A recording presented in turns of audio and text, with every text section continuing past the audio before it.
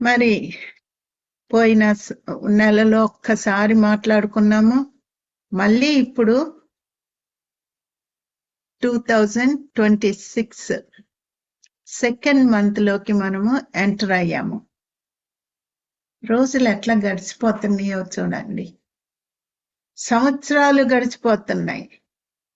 ఎన్ని సంవత్సరాలు గడిచిపోయినాయి, కానీ మనకి అర్థం కావడం లేదు ఎట్లా గడిచిపోతున్నాయో. బిజీ బిజీ బిజీ అయిపోతున్నాం. లైఫ్ అంతా బిజీ అయిపోతుంది. వాక్యానికి సమయం లేదు, వాక్యం చదవడానికి సమయం లేదు, ప్రార్థన చేయడానికి సమయం లేదు. చూసారా, మనం వింటనే ఉన్నాము, ఇవన్నీ వింటనే ఉన్నాము, దేవుని వాక్యం వింటనే ఉన్నాము. దేవుడు అనేక సార్లు మనల్ని హెచ్చరిస్తున్నాడు. ఆఖరి నిమిషం వరకు కూడా హెచ్చరిస్తాడంట. ఒక్కసారి ఆ కృప పోయినట్లయితే దేవుడు గొర్రెపిల్ల కాదమ్మా, యూదా రాజ్య సింహం వలె ఆ సింహాసనం మీద కూర్చున్నప్పుడు మనుషులు గజ గజ వణికిపోతారంట. ఆయన ఏం అన్నవసరం లేదు. ఆ కళ్ళతోటి ఆయన్ని మనల్ని చూస్తుంటేనే మనము ఎక్కడెక్కడ ఫెయిల్ అయ్యాము, ఎక్కడెక్కడ నిర్లక్ష్యంగా ఉన్నాము, ఎక్కడెక్కడ ఏమేమి తప్పులు చేశాము అన్ని కూడా మనకి టక్ అని ఒక స్విచ్ చేస్తే లైట్ ఎట్లా వెలుగుద్దో అట్లాగా మన మైండ్ లో అన్ని మనకి వచ్చేస్తాయి అంట. ఇంకా ఎక్కడ లేని కన్నీరు, ఏడుపు, భయము అన్ని వచ్చేస్తాయి అంట. ఆయన ఒక్క చూపు చూస్తేనే, ఆయన సన్నిధి ఎంత కాంతిగా ఉంటదంటే నిలబడలేమంట. పరిశుద్ధత ఉన్నటువంటి యోహాను, ప్రకటన గ్రంథం రాసిన యోహాను, యేసయ్య వెలుగు దగ్గర ఆయన ఒక శవము వలె పడిపోయాడంట. అంత పరిశుద్ధుడు కూడా పడిపోయాడంటే మరి మనము నిలబడగలమమ్మా? ఎట్లా నిలబడతాము? ఇప్పుడు మనం ఈ లోకంలో ఉన్నప్పుడు, ఈ శరీరంలో ఉన్నప్పుడు దేవుణ్ణి మనం నిర్లక్ష్యం చేసినట్లయితే, లేకపోతే మనలోకి ఒక తృప్తి భక్తి వచ్చేసినట్లయితే, నేను దేవుడు నాతో మాట్లాడాలా, చాలది నాకు, మనుషులేం చెప్పాలా? దేవుడు మాట్లాడగలిగినంత పరిశుద్ధత నీలో ఉందమ్మా. అంత పరిశుద్ధత లేదు కాబట్టి మనకి ఈ గ్రంథాన్ని దేవుడిచ్చాడు. ఎందుకంటే రోజు గ్రంథం ద్వారా మనతో దేవుడు మాట్లాడతాడు కదా. వాళ్ళు చెప్పనవసరం లేదు, వీళ్ళు చెప్పనవసరం లేదు.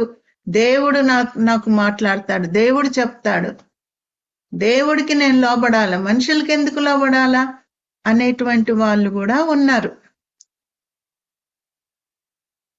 మనం ఎప్పుడు కూడా మన స్వభావం ఎదిరించే స్వభావము, సులువుగా లోబడే స్వభావం కాదమ్మా. ఇక్కడ మనం ఈరోజు చూసుకునేది ఏంటంటే ఫలించడము. దేవుడు ఎక్కడ చెప్పాడమ్మా ఫలించండి అని? ఎక్కడ చెప్పాడు? మొట్టమొదట ఆదికాండము 1వ అధ్యాయము 27, 28 చదవండి అమ్మా. ఆదికాండము. దేవుడు తన స్వరూపమందు నరులను సృజించెను, దేవుని స్వరూపమందు వాణ్ణి సృజించెను, స్త్రీనిగాను పురుషునిగాను వారిని సృజించెను. దేవుడు వారిని ఆశీర్వదించెను, ఎట్లనగా మీరు ఫలించి అభివృద్ధి పొంది విస్తరించి భూమిని నిండించి దాన్ని లోబర్చుకొనుడి. సముద్రపు చేపలను, ఆకాశ పక్షులను, భూమి మీద ప్రాకు ప్రతి జీవిని ఏలుడని దేవుడు వారితో చెప్పాను. చాలా. దేవుడు ఎట్లా సృష్టించాడమ్మా? తన స్వరూపమందు సృష్టించి తన యొక్క హృదయము, తన ప్రేమ, కనికరము అన్ని మనలో పెట్టేశాడంట. తనలాగే మనల్ని చేశాడంట. చేసి మనల్ని ఆశీర్వదించి మీరు ఫలించుడి అని చెప్పాడు. ఫలించడము, ఒక చెట్టు ఫలించడము అంటే మనము దానికి గుర్తేంటమ్మా? రోజు నువ్వు ఒక చెట్టును నాటినట్లయితే చూసుకుంటావు దాన్ని, ఇది ఎదుగుతుందా లేదా. రోజుకొక మరి ఆకులు, క్రొత్త క్రొత్త ఆకులు వస్తా ఉంటాయి, చెట్టు పొడుగ్గా పెరుగుతా ఉంటది. ఈ చెట్టుకి ఆకులు రాకుండా అట్లాగే ఉన్నట్లయితే ఎంత దిగులు పడతాం మనం. ఈ చెట్టుకి ఎన్ని చేసినా గాని ఎందుకు ఈ చెట్టు ఎదగడం లేదు? కొంతమంది కొబ్బరి చెట్లు నాటేసుకుంటారు, దానికి ఉప్పేస్తారు, మరి బియ్యం గడిగిన నీళ్లు పోస్తారు, ఏంటేంటో చేస్తారు అది త్వరగా పెరగాలని. కొబ్బరి చెట్లు మనం ఒక చెట్టుని పాతినప్పుడు అది చిగురేస్తుంటే మనము ఎంతో సంతోషిస్తాం. అట్లాగే యేసయ్య కూడా ఆత్మీయంగా మనము చిగురు వేస్తేనే ఆయన సంతోషిస్తాడు. లేనట్లయితే నువ్వు ఎంత పొడుగవు, ఎంత అందంగుండు,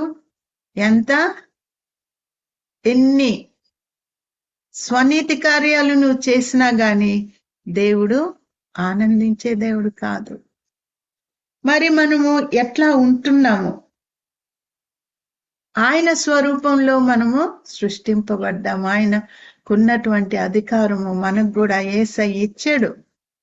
మరి ఆ అధికారముతోటి ఈ లోకంలో మనం జీవిస్తున్నామా, లేకపోతే శక్తి లేనటువంటి విశ్వాసులుగా మనము జీవిస్తున్నామా? ఏమా, ఎంతగా దేవుడు మనకి ఎరువు వేస్తున్నాడు.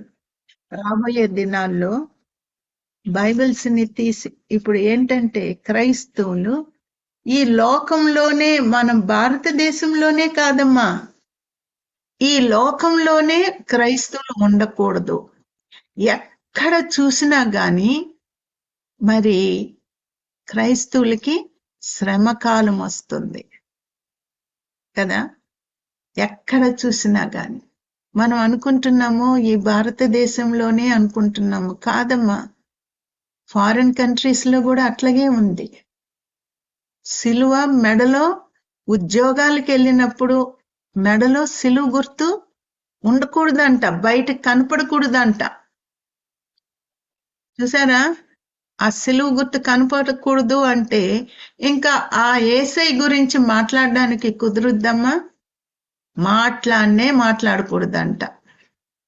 ఇప్పుడు హాస్పిటల్స్ లో ఒక పేషెంట్ చనిపోతున్నాడంటే మనం ఏం చేస్తాము? ఆఖరి నిమిషాల్లో అయినా గాని ఆయనకి వాక్యం చెప్తే, ఒకవేళ ఆయన్ని యేసయ్యని నమ్ముకుంటాడేమో చెప్దాము, ప్రార్థన చేయమని చెప్దాము, యేసయ్య ఈ కష్టంలో నుండి బయటికి లాగుతాడు అని మనం అనుకుంటాం. కానీ ఫారిన్ కంట్రీస్ లో పేషెంట్ తో కూడా మాట్లాడడానికి వీల్లేదంట. చూసారా ఎంత స్ట్రిక్ట్ అయిపోయింది? ఏమా, ఎందుకు? ఒక క్రైస్తవులకే ఈ బాధలు, తక్కిన మతాలకి ఏమన్నా బాధలు ఉన్నాయా? ఇట్లాంటి బాధలు లేవు. ఎందుకు అంటే జీవము గల దేవుణ్ణి నమ్ముకున్నందుకు సాతానుడు ఆ రీతిగా మరి పోరాడుతున్నాడు. ఇంకా అవన్నీ ఎవరి గురించి పట్టించుకోడు, ఎందుకంటే వాళ్ళందరూ తన ఆధీనంలో ఉన్నారు. క్రైస్తవులు మాత్రము ఎదిరిస్తారు. అందుకనే మరి సాతానుడు ఎట్లన్నా గాని వీళ్ళని అణిసేయాలా, ఎట్లన్నా గాని బైబిల్స్ తీసిపడేయాలా. తీయగలరమ్మా? తీసేయగలరా? జీవం గల ఆ యొక్క గ్రంథాన్ని ఒకవేళ కాల్చేయగలరేమో గాని మన మనసులలో నుండి వాళ్ళు తీసేయగలరా? మనిషిని చంపగలరు, కానీ ఆత్మను వాళ్ళు ఏమీ చేయలేరు. అందుకే యేసయ్య చెప్తున్నాడు, భయపడద్దు, నేను మీకు తోడుగా ఉన్నాను. మరి అంత్యదినాల్లో మరి మనకి ఎన్నో శోధనలు వస్తాయి. నేను మంచి క్రైస్తవురాల్ని, నేను సంఘానికి వస్తున్నాను, ఎవరితో నేను పోట్లాడను, ఎవరిని జోలికి నేను వెళ్ళను, నేను వస్తున్నాను, ప్రార్థన చేసుకుంటున్నాను, చందా వేస్తున్నాను, దశమ భాగాలు ఇస్తున్నాను, మా ఇంటికి ఎవరన్నా వచ్చినా మేము ప్రేమగా చూసుకుంటాము. ఇవన్నీ ఏంటమ్మా? వీటిల్ని బట్టి మనము పరలోక రాజ్యంలోకి చేరతామా? ఇట్లా చేస్తున్నానని నువ్వు అతిశయిస్తున్నావా? నా అంత భక్తి పరాలు లేదు, నేను కరెక్ట్గా ఉంటాను, ఉపవాస ప్రార్థనకి వెళ్తాను, అన్నిటికీ నేను అటెండ్ అవుతున్నాను అని నువ్వు అన్నట్లయితే, మరి నువ్వు వాటిని యందు అతిశయించుతున్నట్లయితే దేవుని వాక్యం ఏమని చెప్తుందమ్మా? 1 కొరింథీ 1:31 చదువమ్మా. 1 కొరింథీ 31. అతిశయించువాడు ప్రభువునందే అతిశయింపవలను అని వ్రాయబడి ఉన్నది నెరవేరినట్లు, దేవుని మూలముగా ఆయన మనకు జ్ఞానమును, నీతియు, పరిశుద్ధతయు, విమోచనమును ఆయను. నీతి, పరిశుద్ధత, విమోచన. దేవుడు మనకిచ్చినటువంటి నీతిని బట్టి, పరిశుద్ధతను బట్టి, విమోచనను బట్టి మనం అతిశయించాల్సిందే గాని మన సొంత క్రియల వలన మనము అతిశయించడానికి వీల్లేదు. ప్రభువునందే అతిశయించాల.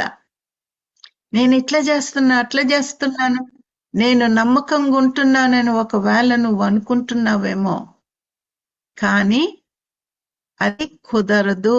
దేవుడు చెప్తున్నాడు, నువ్వు నీ అందు అతిశయిస్తున్నావు కాదు, నీకెంత పరిశుద్ధత ఉంది, దాని యందు నువ్వు అతిశయిస్తున్నావా?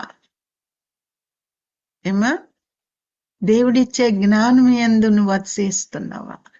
ఆత్మలో ఎదగడం అంటే మరి విస్తరిస్తున్నావా? నీ సాక్ష్యం ఇతరులకు చెప్తున్నావా? నాకెందుకు వచ్చిన గొడవలే, వాళ్ళు ఎగతాళి చేస్తారేమో అని నీ యొక్క సాక్ష్యాన్ని నువ్వు భూమిలో దాచిపెట్టావా? నన్ను విడిపించాడమ్మా, చీకట్ల నుండి నన్ను విడిపించాడు, నేను అది వరకు ఇట్లుండేదాన్ని, ఇప్పుడు చూడు దేవుని కృపను బట్టి నేను ఆరోగ్యంగా ఉంటున్నాను, దేవుడు నాకు సహాయం చేస్తున్నాడు అని నువ్వు భయపడక నువ్వు సాక్ష్యం చెప్తే గాన ఎంత మంది మారుతారమ్మా. అది ఫలించడం. రోజు రోజుకి నువ్వు ఆత్మలో ఎదుగుతున్నావా అని దేవుడు చూస్తున్నాడు. వాక్యాన్ని ఇతరులకు నువ్వు చెప్తున్నావా, ప్రోత్సహిస్తున్నావా? చాలా మంది పరిచర్య చేయడంలో చాలా నిజంగా ఎంత ఓర్పుతోటి పరిచర్య చేస్తారు.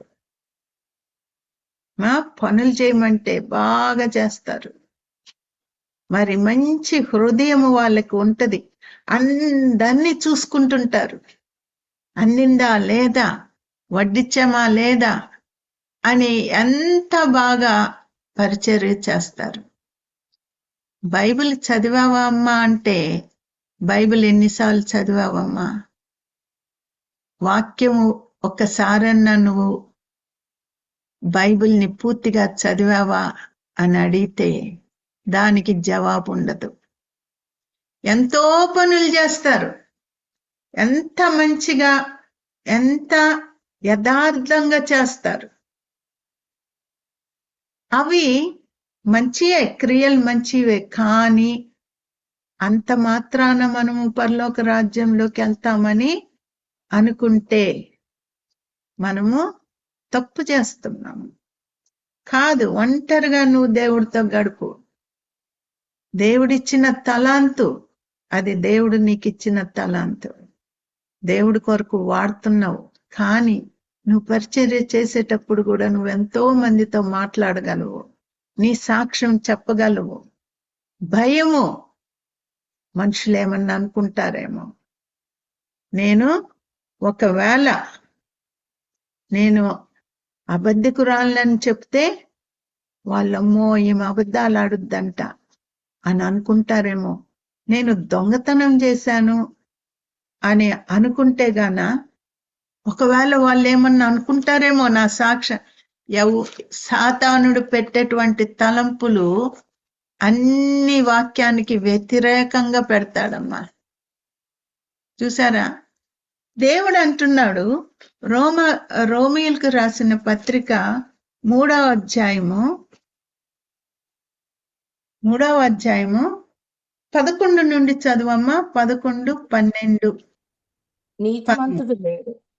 నీతిమంతుడు లేడు, ఒక్కడును లేడు. గ్రహించువాడెవడునూ లేడు, దేవుని వెదకువాడెవడునూ లేడు. అందరునూ త్రోవ తప్పి ఏకముగా పనికి మాలిన వారైరి, మేలు చేయువాడు లేడు, ఒక్కడైనను లేడు. వారి గొంతుక తెరచిన సమాధి, తమ నాలుకతో మోసము చేయుదురు, వారి పెదవుల కింద సర్పము విషమున్నది. చాలమ్మా. కాబట్టి మన పాత జీవితం ఇది కదమ్మా. నా పాత జీవితం ఇది. నేను నీతిమంతురాలని కాదు, నేను పాపిని.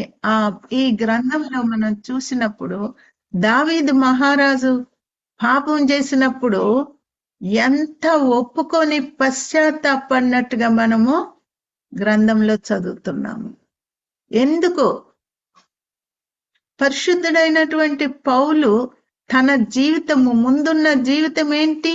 మర్డరర్, కూని చేసేటువంటి వాడు. అది కూడా దీంట్లో రాయబడి ఉంది. ఇంకా మనం భయపడవలసిన అవసరం ఏముందమ్మా నీ సాక్ష్యం చెప్పడానికి? ఎన్ని సంవత్సరాలు నీ కష్టాల్లో నుండి దేవుడు నిన్ను బయటికి లాగాడు కదా. అందరూ త్రోవ తప్పి ఏకముగా పనికి మాలిన వారైరి. నిజంగా పనికి మాలిన వారమే, కానీ దేవుడు నన్ను మార్చాడమ్మా. నిన్ను కూడా. అప్పుడు వినేవాళ్ళు అనుకుంటారు, అమ్మో ఈమెంత పనికి మాలిందంట, అయినా ఇప్పుడు చూడు ఆమె ఎంత మంచిదైపోయిందో, దేవుడు ఇట్లా మార్చాడా అంటే నాకు కూడా హోప్ అనేది, నిరీక్షణ అనేది నాకు కూడా ఉందా? చూసారా? అట్లాగా నువ్వు ఫలించాలమ్మా. రక్షణ పొందానని తృప్తి పడిపోతే దేవుడు నీ యందు ఏ మాత్రము సంతోషించడు. నువ్వు ఫలించాలా. ఇప్పుడు ముస్లిమ్స్ ని మనం చూసినట్లయితే ఎంత నిష్టగా ఉంటారు.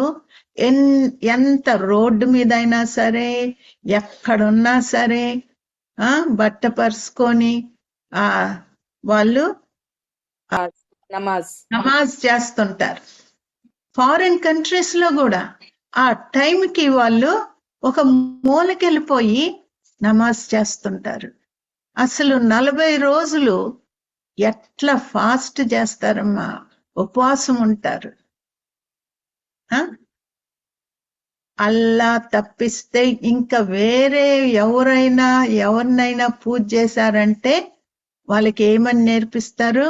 వాళ్ళని చంపేస్తేనంట, అల్లాని పూజ చేయడం లేదు కాబట్టి వాళ్ళని చంపేస్తే అల్లా అంట వాళ్ళు చనిపోయినప్పుడు ఎంత 72 కన్యకలను ఇస్తాడంట దేవుడు. పరదేశంలో ఆ కన్యకలతోటి వాళ్ళు జల్సాగా జీవించచ్చంట. ఎక్కడుందమ్మా ఇది? ఇది ప్రతి ముస్లిము నమ్మి వాళ్ళు ద్వేషిస్తున్నారు ఇతరులని. చూసారా? ఇప్పుడు యూట్యూబ్ లో ఒక సాక్ష్యం ఉందమ్మా. హసన్నా అనేటువంటి ఒక ఆయన చిన్నప్పుడు నుండే ఈ ముస్లిమ్స్ ఎట్లా ఉపవాసాలుండి ఎంత నిష్టగా ఉంటారో ఆయన అంత నిష్టగా ఉంటాడంట. ఎవరైనా ముస్లిం కాదు అంటే వాళ్ళని కాల్చిపడేస్తాడు. ఇస్రాయేలీలంటే అస్సలు పడదు, క్రైస్తవులంటే ఆయనకి అస్సలు పడదు. హెజ్బొల్లా అనేటువంటి ఆ కమాండర్ అయిపోతాడు. అంటే వాళ్ళు చాలా క్రూరులు. ఆ గ్రూపు చాలా క్రూరత్వంతో నింపబడినటువంటి గ్రూప్ అది. ఎంత మందిని ఈ సూసైడ్ బాంబ్స్ తయారు చేసి, మీరు చచ్చిపోండి అల్లా కోసరము, వెళ్ళిపోయి వాళ్ళని చంపండి మన విరోధులు.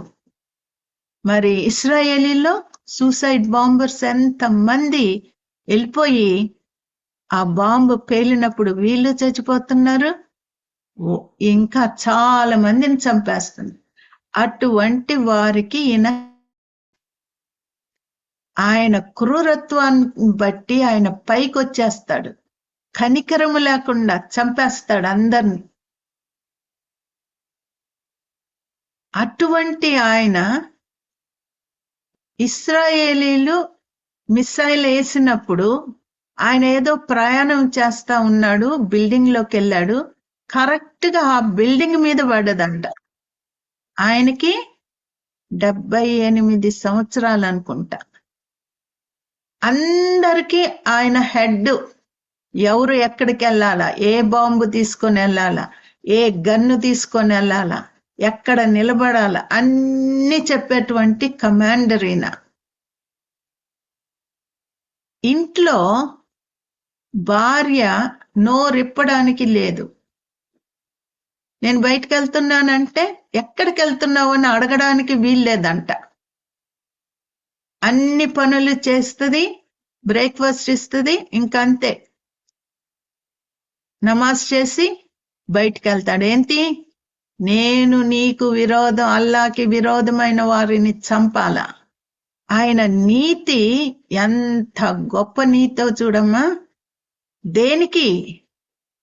ఆయన పరదేశంలో చేరాలని ఆశ, అందుకని చంపేస్తున్నాడు మనుషుల్ని.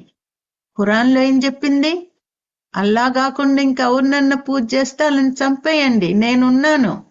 నేను పరదేశంలో మీకు ఎంత చక్కగా మీకు సేవ చేసే కన్యకులు ఉన్నారు.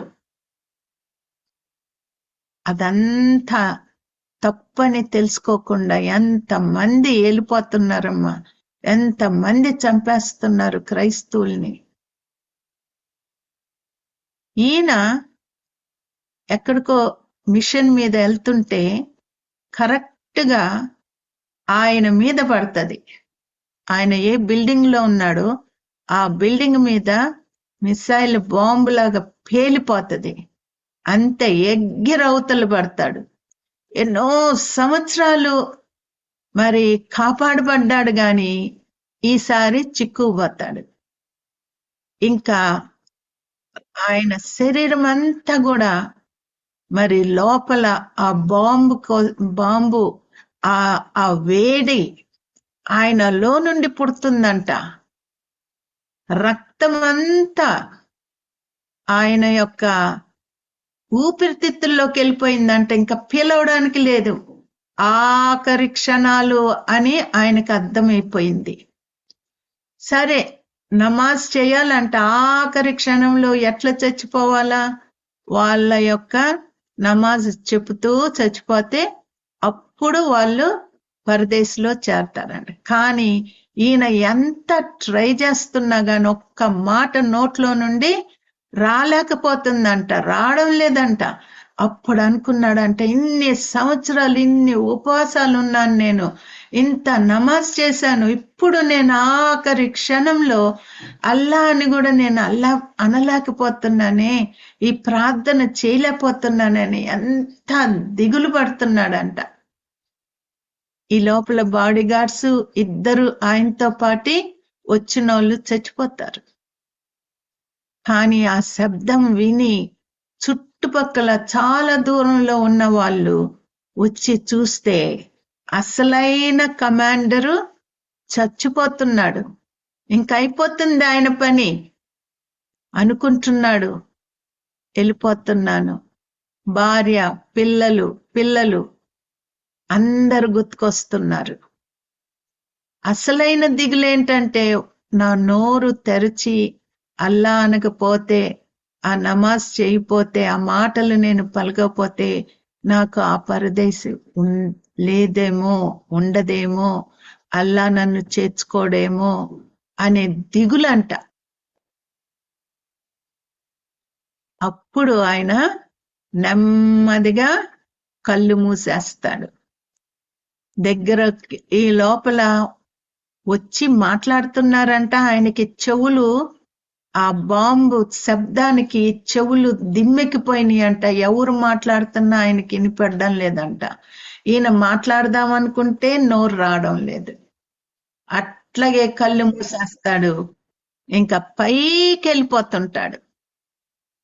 అర్థమైపోయింది, నేను చనిపోయాను, ఇంకా నా పరిస్థితి అయిపోయింది అని చెప్పి ఇంకా అనుకుంటుంటాడు. పైకి వెళ్ళిపోతాడు. చక్కని స్థలంలో దిగుతాడు.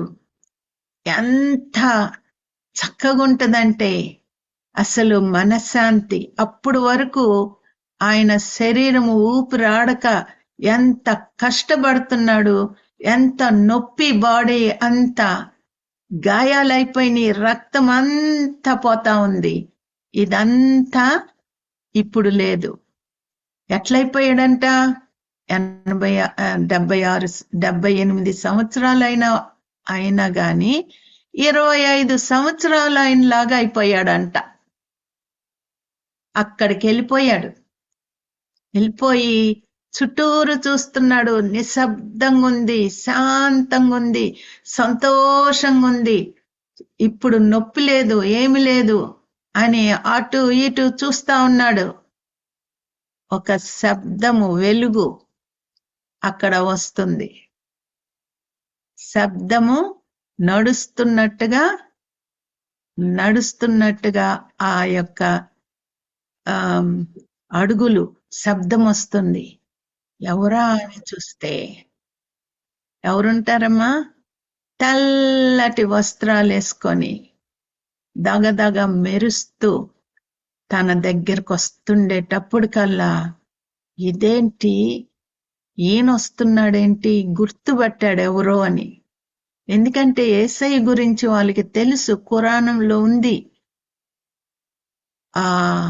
అయితే వాళ్ళకి ఏం అబద్ధం చెప్పారంటే యేసయ్య సిలువ మీద మరణించలేదు, అల్లా వచ్చి తీసుకొని వెళ్ళిపోయాడు అని వాళ్ళకి అట్లా నేర్పించారంట. కానీ వచ్చేటువంటి యేసయ్య అట్లున్నాడు.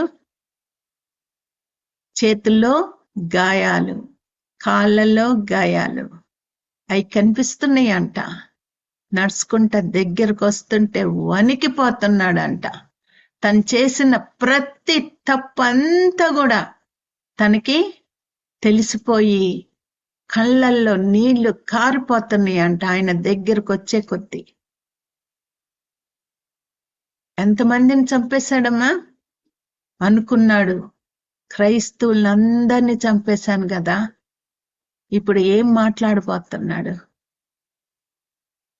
ప్రేమగా ఆయన భుజాల మీద 2 చేతులేసి, హసన్న నేను నిన్ను పిలిచాను ఇక్కడికి, నేను ఎవరినో తెలుసా అంటే నోరు రావడం లేదంట. ఆయన మాట చెప్పడానికి, పలకడానికి నోరు రావడం లేదంట, మింగేస్తున్నాడు. నేను యేసుక్రీస్తుని, నువ్వు ద్వేషించే యేసుక్రీస్తుని, నేను మరణం అవ్వలేదని చెప్పారు కదా, చూడు నా చేతుల్లో ఉన్న గాయాలు, నేను గాయాలు పొందలేదని చెప్పారు కదా నీకు అని చేతులు చూపిస్తే ఆ గాయాలు తెలుస్తున్నాయంట. అల్లా ఏమన్నా కనిపిస్తాడేమో అని చూస్తున్నాడంట. మహమ్మద్ ఏమన్నా కనిపిస్తాడేమో అని చూస్తున్నాడంట. నేనే జీవం గల దేవుణ్ణి, దేవుని యొక్క కుమారుణ్ణి అని దేవుడు చెప్పాడంట. నేనే నిన్ను ఇక్కడికి తీసుకొని వచ్చాను, నేనే పిలిచాను నిన్ను అంటే ఆశ్చర్యపోతున్నాడంట. నాకు తెలుసు నువ్వెంతో మందిని చంపావని, కానీ నీకు తప్పుడు బోధలు చేసావు కాబట్టి ఆ తప్పుడు బోధల్లో నువ్వు స్వనీతితోటి నువ్వు బ్రతికావు. ఆ స్వనీతితోటి నువ్వు పరలోక రాజ్యంలోకి రావు. నువ్వు ఎన్ని గోడలు కట్టుకున్నా, ఎన్ని మంచి కార్యాలు చేసి, ఒక్కొక్క ఇటుకలాగా నువ్వు ఒక్కొక్క మంచి కార్యం చేసి పరలోకం చేరతానని నువ్వు అనుకుంటున్నావేమో. ఎన్నో చేశావు, కానీ వాటిల ద్వారా కాదు నువ్వు వచ్చేది.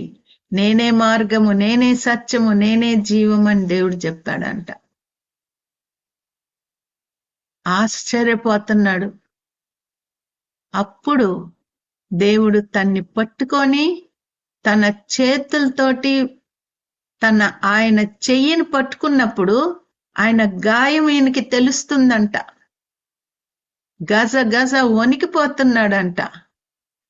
రా నీకు చూపిస్తాను అని చెప్పి ఒక స్థలానికి తీసుకొని వెళ్ళి అగాధము చూపించాడంట. ఇదేంటో తెలుసా? మానవులు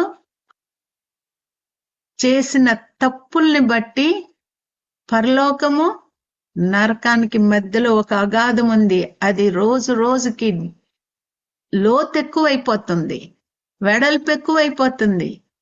ఆ నరకంలో ఉన్న వాళ్ళు పరలోకానికి రావాలంటే పాపము చేసినటువంటి వాళ్ళు, నరకంలో ఉన్న వాళ్ళు కాదు, పాపం చేసినటువంటి వాళ్ళు పరలోకానికి రావాలంటే చూడు అని చెప్పి యేసయ్య అక్కడే ఉన్నాడంట. అగాధానికి ఇట్లా పండుకున్నాడంట, బ్రిడ్జ్ లాగా పండుకొని, చూడు నా ద్వారా నా మీద నుండి నడుచుకొని వస్తేనే నేనే మార్గాన్ని, నా మార్గం తప్ప వేరే మార్గాలు నీకు చూపిస్తాను. ఎంతమంది ఉపవాసాలుండి స్వనీతి కార్యాలు చేసి ఎట్లా గోడలు కట్టుకుంటున్నారో చూడు పరలోకానికి రావడానికి అని చూపిస్తున్నాడంట. ఆ నరకంలో పడినోళ్ళు ఇటుకల్లాగా ఒక్కొక్క ఇటుక కడుతున్నారంట. ఎట్లన్నా అది కడుతుంటే పడిపోతుంది. ఒక్కరు కూడా ఈ పరలోకానికి రావడానికి ట్రై చేస్తున్నారు గాని అగాధంలోనే ఉండిపోతున్నారు. హసన్, నువ్వు ఇట్లాగే ఉంటావు, నా ద్వారా తప్ప నువ్వు రాలేవు అని చెప్తే అప్పుడు అక్కడే కన్నీరు కారుస్తున్నాడంట. ప్రభువా, నాకు తెలీదు, నాకు తెలుసు నీకు తెలీదని, క్షమిస్తున్నాను. నువ్వు నమ్మినట్లయితే నిన్ను క్షమిస్తాను. ఎంతమందిని నువ్వు చంపినా సరే నా రక్తము నీ పాపాన్ని కడిగేస్తుంది అని చెప్పాడంట. ఎంత సంతోషం ఆయనకి. యేసయ్య పక్కనే ఉన్నాడంట. మళ్ళీ యేసయ్య శరీరము ఒక బ్రిడ్జ్ లాగా అగాధం మీద అట్లా ఉందంట. అదేంటి యేసయ్య, నువ్వు ఇక్కడున్నావు మళ్ళీ అక్కడ కూడా ఉన్నావేంటి అని అడుగుతున్నాడంట ఆయన. నాకు ఆశ్చర్యం వేసిపోయింది యేసయ్య చేసే పనులకి.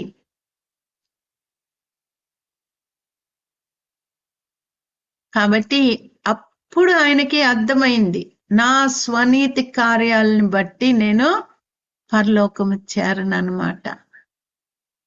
చూడు, ఎంతో మంది అల్లా కోసం చనిపోతున్నాము. పరలోకంలో ఆ కన్యకలు ఉంటారని చెప్పారు కదా.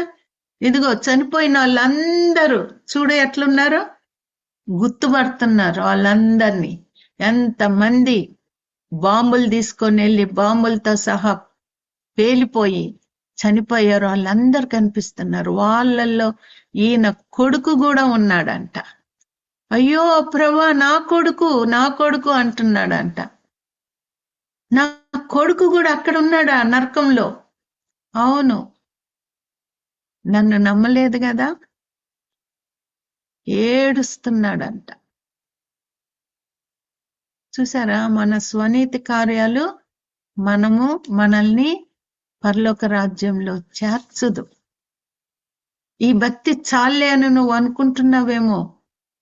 అప్పుడు యేసయ్య చెప్పాడంట ఆయనకి, హసన్, నిన్ను 2020 2026 డిసెంబర్ 31 తర్వాత ఎన్నో మార్పులు రాబోతున్నాయి. ఒక ద్వారాన్ని చూపించాడంట, పెద్ద ద్వారము. ఆ ద్వారము చాలా మటుకు ఇట్లా మూసుకుపోతుందంట, ఇంకొంచెమే ఉందంట చెప్పాడంట. యేసై చెప్పారంట, ఆ ద్వారము మూసుకుపోతే ఇంకా దేవుని కృప తక్కువైపోతుంది, ఇప్పుడున్నట్టుగా ఉండదు. సాధ్యమైనంత వరకు మరి ఎంతమంది నన్ను నమ్ముతారో వాళ్ళందరూ ఇప్పుడు ఆ ద్వారాలు తెరవబడ్డాయి, రావచ్చు నా దగ్గరికి. ప్రభువా మరి మా వాళ్ళందరూ ఏంటి? అవును, నువ్వు వెళ్ళి చెప్పాలా వాళ్ళకి. అందుకే నేను నిన్ను పిలుచుకున్నాను. ప్రభువా అదేంటి, నేను ఇంత పాపిని కదా, ఇంతమందిని చంపాను, నీ పిల్లల్ని చంపాను, క్రిస్టియన్స్ని చంపాను, పర్వాలేదు, ఎంతమందిని నువ్వు చంపినా నువ్వు నన్ను నమ్మి ఒప్పుకున్నట్లయితే నా రక్తము నిన్ను కడుగుద్ది. ప్రతి ఒక్కరిని నా రక్తం కడుగుద్ది, ఎవరైనా సరే. కాబట్టి ఈయనకి భయం వేసిపోతుందంట, అయ్యో ద్వారం మూసివేయబడుతుంది, మరి ఎంతమంది ఉన్నారు మా వాళ్ళందరూ ఎట్లా చేరతారు నేను వెళ్ళి చెప్పకపోతే? అల్లా లేడిక్కడ, మహమ్మద్ లేడిక్కడ అని నేను వెళ్ళి చెప్తాను ప్రభువా అంటే, అందుకే పిలిచాను, ఎల్లు, మర్చిపోవద్దు, నువ్వు చేసిన అన్ని కూడా నువ్వు తప్పకుండా మా వాళ్ళందరికీ చెప్తాను ప్రభువా. నాకు ఇప్పుడు అర్థమైంది కదా, నేను ఇంత కష్టపడ్డాను, ఇన్ని ఉపవాసాలున్నా, ఇవన్నీ కూడా వ్యర్థమేనా? అవును వ్యర్థమే. నీ స్థానం అక్కడ ఉంటది, అక్కడ ఉండాలా. కానీ ఇప్పుడు నువ్వు నన్ను విశ్వసిస్తున్నావు కాబట్టి, ఇవన్నీ చూసావు కాబట్టి వెళ్ళి నా సాక్షిగా ఉండు. ఇట్లా ఇంత పాతుకుపోయినటువంటి ఆయన వెళ్ళి యేసయ్యే దేవుడు అని చెప్తే షూట్ చేసి పడేస్తారు ఆయన్ని. ఆ విషయం ఆయనకి తెలుసు. అయినా కానీ యేసయ్య నేను వెళ్తున్నానని చెప్పి, యేసయ్య ఎల్లు, గుర్తుపెట్టుకో, నేను చెప్పిన అన్ని ఇంకా చాలా విషయాలు చెప్పాడు. 1 గంటన్నర సాక్ష్యం చెప్పాడు ఆయన. యూట్యూబ్ లో ఉంది, కావాలంటే మరి అది మీరు వినొచ్చు.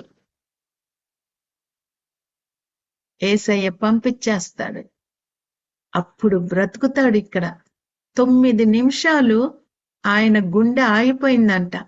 అయ్యో కదులుతున్నాడు, అంబులెన్స్ పిలవండి అని అరుస్తున్నారు. అప్పుడు వినిపిస్తున్నాయి ఈయనకి. అప్పుడు గబగబా తీసుకొని వెళ్ళి హాస్పిటల్లో అడ్మిట్ చేసి 3 వారాలు ఆయన్ని ట్రీట్మెంట్ ఇచ్చి 3 వారాలకి ఆయన బాగా ఇంటికి వెళ్ళిన తర్వాత ఎట్లా చెప్తాడమ్మా? చెప్పాడా కాల్చి పడేస్తారు. ఆయన ఏంటి అంత వాళ్ళ యొక్క మరి హెజ్బెల్లా అనేటువంటి దాంట్లో ఆయన కమాండరు, ఫస్ట్ ఉన్నటువంటి ఆయన ఇప్పుడు యేసుక్రీస్తు దేవుడు అని చెప్తే ఊరుకుంటారా? నేను చచ్చిపోయినా సరే నేను మా వాళ్ళకి నేను చూసింది చెప్పాలని చెప్పి తన పిల్లల్ని అందరినీ నేను మాట్లాడాలని చెప్పి చుట్టూ పెట్టుకొని, నేను మరణించిన తర్వాత జరిగిన విషయాలు చెప్తున్నాను. నేను అక్కడ కళ్ళు మూసి అక్కడ తెరిచినప్పుడు అల్లా కనపడలేదు, మహమ్మద్ కనపడలేదు, యేసు క్రీస్తు కనిపించాడు, ఆయనే నిజమైన దేవుడు అని చెప్పాడంట. అన్ని చెప్తుంటే వాళ్ళకి భయం వేసిపోయిందంట. ఇదేంటి ఇట్లా మాట్లాడుతున్నాడు, అల్లాని ఇట్లా అంటున్నాడు, అల్లా లేడా, ఏం మాట్లాడుతున్నాడు అని వాళ్ళ పిల్లల్ని వాళ్ళు తీసుకొని వెళ్ళిపోయారంట అక్కడి నుండి. ఇంకా మాట్లాడాడంటే ఇంకెన్ని చెప్తాడో అల్లా గురించి విరోధంగాని పిల్లల్ని తీసుకొని వెళ్ళిపోయారంట.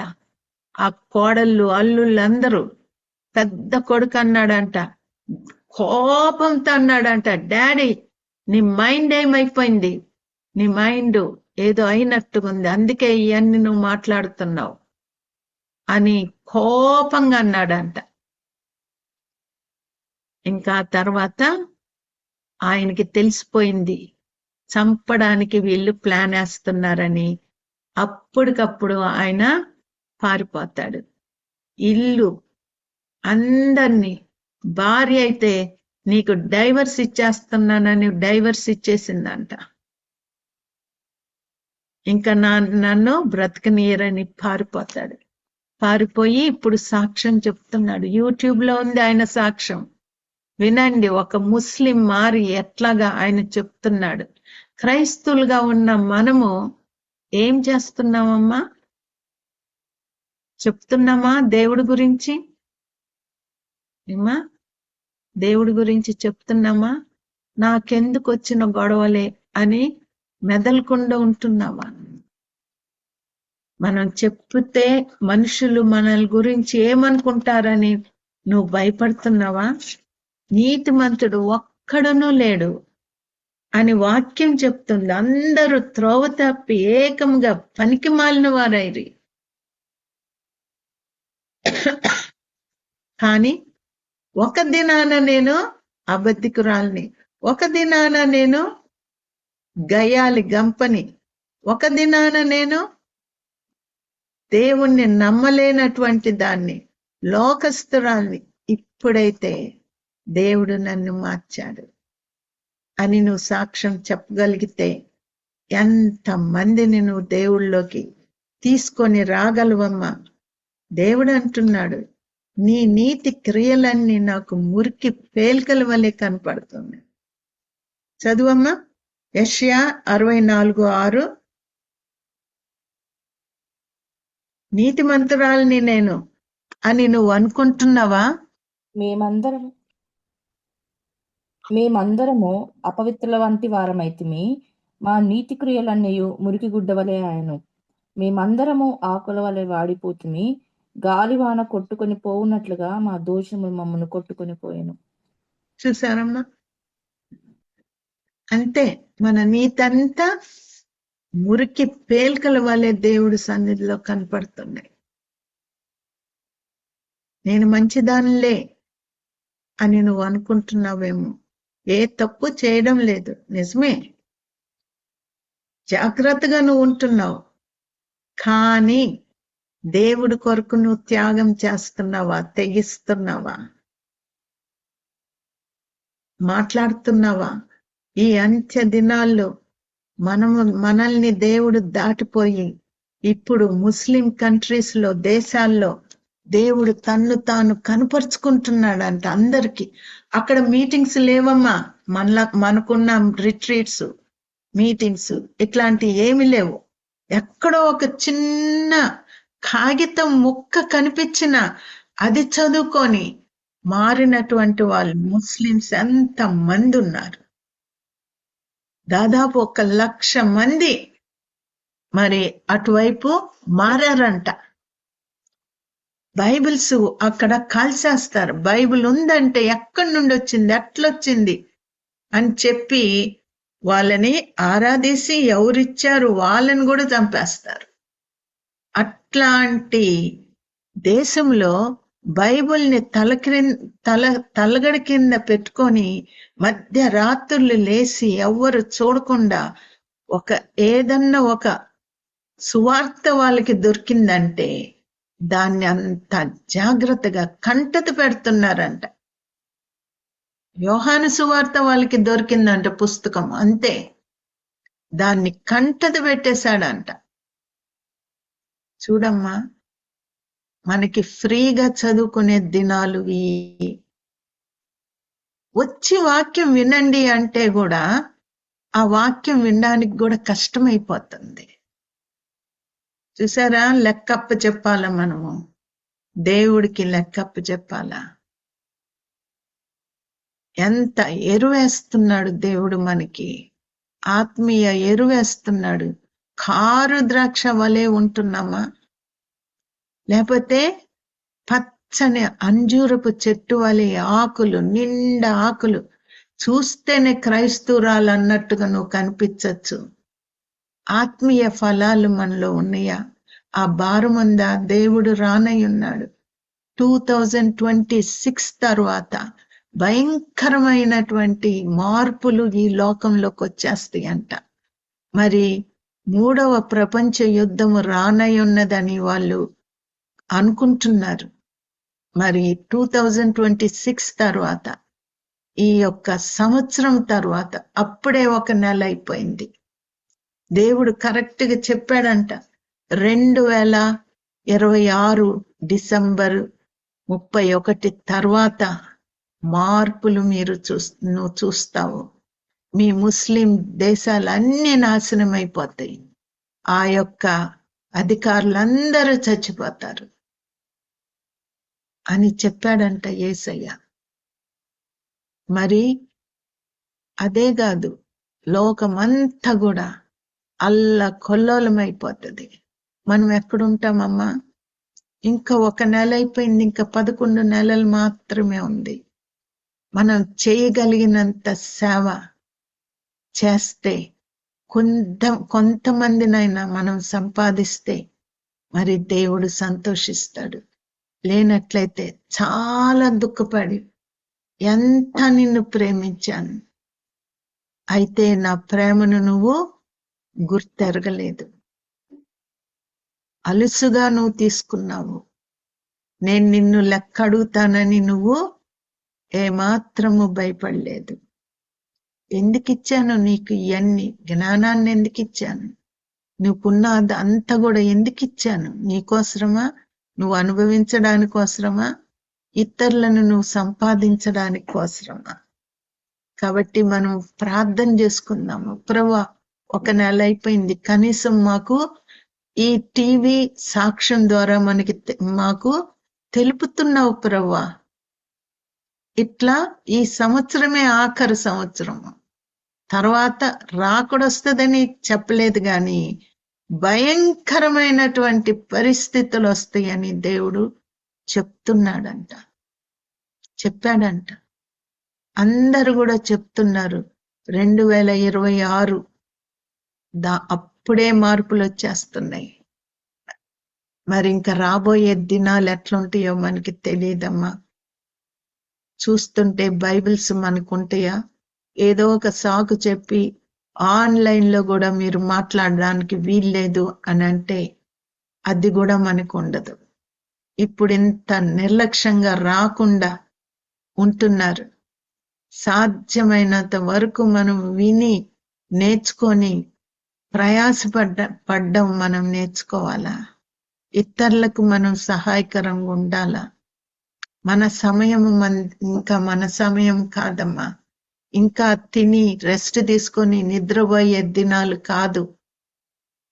లేకపోతే నీ సొంతానికి నువ్వు కూర్చుకునే సమయం కాదు ఇది. దేవుని రాకడ సమీపిస్తుంది. తలుపులు మూయవేయబడబోతున్నాయి. ఇంకా కొంచెం ఉన్నాయంట. ఈయన ఆ తలుపులు మాట్లాడిన తర్వాత ఆ తలుపు వైపు చూస్తున్నాడంట. పెద్ద తలుపు అంట అది. అప్పటికే అది కొంచెం మూసుకుపోతా ఉందంట. ఈయనకి భయం వేసిపోతుంది, అది ఎప్పుడు మూసుకుపోతుందా అని. ఇంత తొందరగా మూసుకుపోతుందే, నేనెంత చేయాలా అని ఒక ఆశ ఆయనకి. మరి మనకుందా అట్లాంటి ఆశ? ఏమా, ఎంత ప్రాణాన్ని తెగించి అందరితో మాట్లాడాడు ఇంట్లో. అప్పటికప్పుడు గన్ను తెచ్చి ఆయన్ని షూట్ చేయొచ్చు, కానీ ఆయన ధైర్యంగా మాట్లాడాడు. తర్వాత ఆయనకి వీళ్ళు నన్ను ఎటూ చంపేస్తారని పారిపోవలసి వచ్చింది. ఇల్లు వదిలేసి పారిపోయాడు. చూసారా, దేవుడు క్షేమంగా ఆయన్ని కాపాడుతున్నాడంట. ఎంతమంది ఆయన్ని చూస్తున్నాడు కానీ ఆయన్ని గుర్తుపట్టలేకపోతున్నారంట. ఈయనే ఆ కమాండర్ అని వాళ్ళు కళ్ళు మూసేస్తున్నాడంట దేవుడు. ఎక్కడ ఎవరు చూస్తున్నట్టే ఉన్నారు కానీ వాళ్ళు గుర్తుపట్టలేకపోతున్నారు. అట్లా దేవుడు ఆయన్ని కాపాడుతున్నాడు. ఇప్పుడు ఎన్ని దేశాలకి ఆయన సాక్ష్యం వెళ్ళిపోతుంది. ఎంతో మంది, ఇన్ని వేల మంది నీ సాక్ష్యం విన్నారు, ఇంతమంది, ఇన్ని లక్షల మంది నీ సాక్ష్యం విన్నారు అని అక్కడున్న సీక్రెట్ బిలీవర్స్, రహస్యంగా ఉన్నటువంటి విశ్వాసులు ఆయనకి మెసేజెస్ పంపుతున్నారంట. ఇంతమంది వింటున్నారు నీ సాక్ష్యము, ఇంతమంది వింటున్నారు, అల్లా దేవుడు కాదని నువ్వు చెప్తున్నావు కదా, వింటున్నారు అని చెప్తున్నారంట. చూసారా, మనం అంతమందికి సాక్షిగా పుట్టాము, ఇన్ని సంవత్సరాలు అవుతుంది. అందుకే దేవుడు అంటున్నాడు, కడపటి వారు ముందువారు కడపటి వారు అవుతారని. మనము విరవీగుతున్నాం మనం క్రిస్టియన్స్ అని, కానీ ఆయన చేసే సేవ, ఆయన చేసే త్యాగానికి మనం ఎక్కడుంటున్నామమ్మా? ముస్లిమ్స్ అందరూ మారి ఇట్లాగా వాళ్ళు తెగించి మాట్లాడుతున్నారు, సాక్ష్యాలు చెప్తున్నారు, యూట్యూబ్లో వేస్తున్నారు. పెద్ద పెద్ద రాజుల గృహాల్లో నుండి బయటకు వచ్చినటువంటి యవ్వన స్త్రీలు ఉన్నారు, వాళ్ళు చెప్తున్నారు ఎంత కష్టపడ్డారో వాళ్ళు. అది కూడా సాక్ష్యాల్లోని ముస్లిం కంట్రీస్ లో. మరి వాళ్ళ సాక్ష్యాలు మీరు యూట్యూబ్ లో వినండమ్మా. అప్పటికన్నా మనకి విశ్వాసము, కొంచెం రోషం వస్తుంది, నేను ఎక్కడున్నాను, ఏ పరిస్థితిలో ఉన్నానని. ప్రార్థన చేసుకుందాం.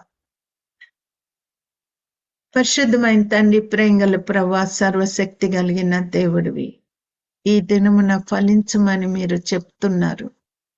దయగల తండ్రి, ఫలిస్తున్నామా లేకపోతే ఆగిపోయామా? ఒక మొద్దు వలె ఉన్నామా?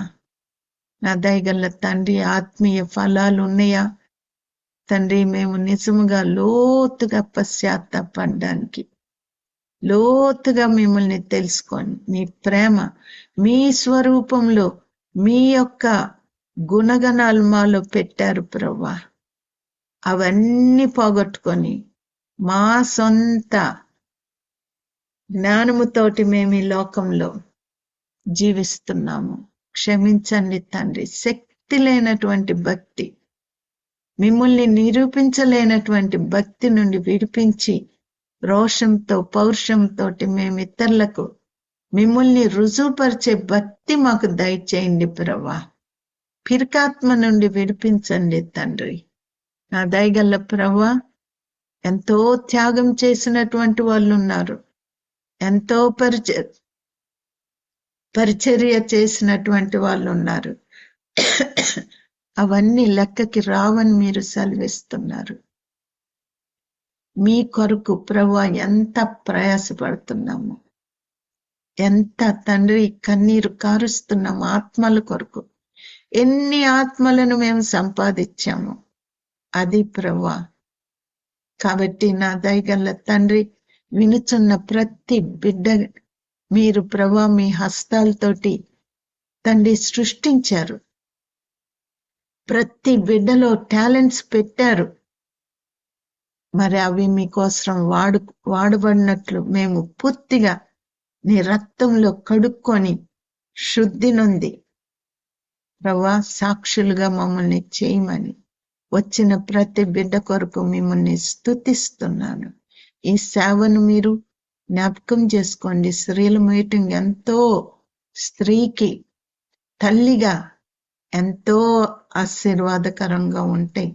ఎవరు తల్లులు నిర్లక్ష్యం చేయకుండా కృప చూపించమని, విన్న ప్రతి బిడ్డని మీరు ఆశీర్వదించమని క్రీస్తు పుణ్య నామమున వేడుకొని ప్రార్థిస్తున్నాను తండ్రి. ఆమేన్.